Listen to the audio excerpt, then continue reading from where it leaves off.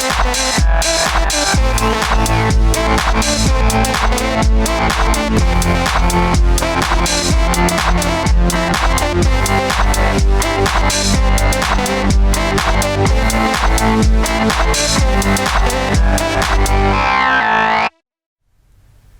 folks, I'm Matt and welcome to My Expanded Universe, a show where I go through the entire EU in chronological order as best I know how. Alright folks, it is finally time to talk about James Luceno's novel, Labyrinth of Evil.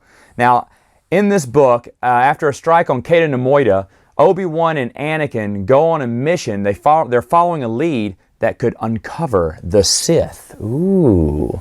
Now, of course, this is James Luceno's lead-in novel to Episode 3. So, what did I think about this novel? A lot of you have been waiting for my thoughts on this one. I think it's great. I think it's an awesome, awesome novel. I don't really want to spoil much more than that. To be honest, if you think about it, in the overall scope of things, nothing big happens. They couldn't do anything big. Remember, Alan Dean Foster actually wrote a prequel book to get up for Attack of the Clones called The Approaching Storm, which I thought was okay.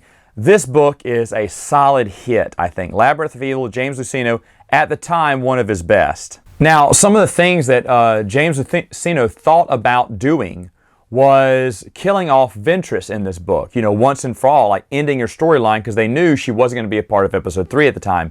He chose not to, and I have to ask the question, would I have wanted to see her die in this novel? The answer is yes, I would have. You're thinking, oh Matt, I thought you said you loved Ventress. I did, but I think James Luceno would have given her a brilliant death, closed her storyline. It would have been perfect to move on to other stories. Filoni didn't want her to die. He wanted to, make her look like a pansy and run away and be some kind of irrelevant character for the rest of her life and survive, though, because no one ever dies in Star Wars, I guess. I wish Luceno would have gone down that path. However, he didn't, so oh well. But it was an interesting idea. The other thing, the big thing we got to talk about, right? The continuity error between the book and Tartakovsky's Clone Wars. As you know, they both tell about the events of the invasion of Coruscant. Yet there is some glaring differences. Most notably, a Jedi is missing in one of the stories and popping up in the others. So you have two accounts of the same story, and it looks like there are some differences there.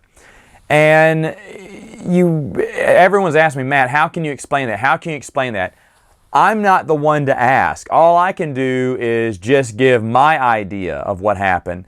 I say we're seeing this from two different viewpoints, maybe, but it's hard to explain. What's even wilder to me is how Tartakovsky, whose Clone Wars series was huge at the time, and James Luceno's lead-in book to Episode 3 did not come together and talk about this because they knew they were doing stories about the same, upcoming events to Episode 3.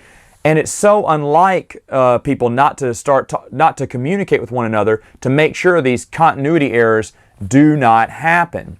So I don't know what the story was with that. I haven't heard anyone ask James Luceno why. However, I'm sure there could be a rational explanation for it all. I wouldn't know it. I just don't know. So yeah, you could say this is a continuity error, because that is correct. It could be the case. You have two different tellings of it.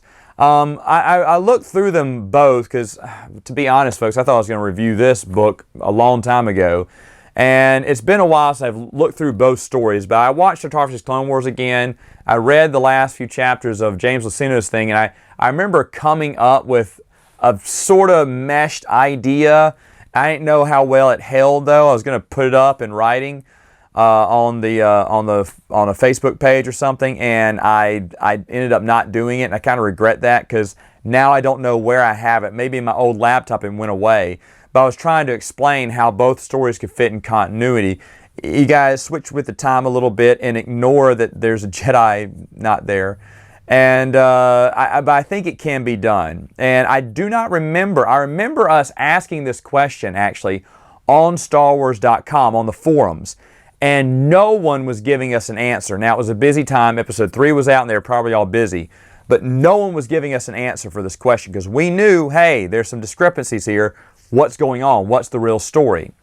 And as far as I remember, this is one of the answers I never got. Now, of course, I wasn't always checking the forums at the time because 2005 was also just a busy year period for me. But it is what it is, and besides all that, it is a great, great story. Now, there may be one of you in the comments below who want to say, no, Matt, actually it can make sense you do this and that. And yeah, I'll go along with it. I'm fine with whatever. But should you read this book? Yes, I think you should. This is a Clone Wars novel book, and it is one of the better books in the series. And I don't think I have to say that because it's James Luceno, but just in case you wanted to know, there is my review of it. All right, folks, guess what? We finished the Clone Wars novels. I'm done reviewing Clone Wars books. I made it through the entire era. This took what, like 8 months? It was a lot. Let me just say, I feel like I have to grab an award here. Let me just say that I'm just so happy to be thought of, that I am a champion of Star Wars continuity and timeline continuity, even in the most turbulent times called the Clone Wars. I have persevered and rised above my peers and completed a perfect, or not so perfect, timeline. Thank you.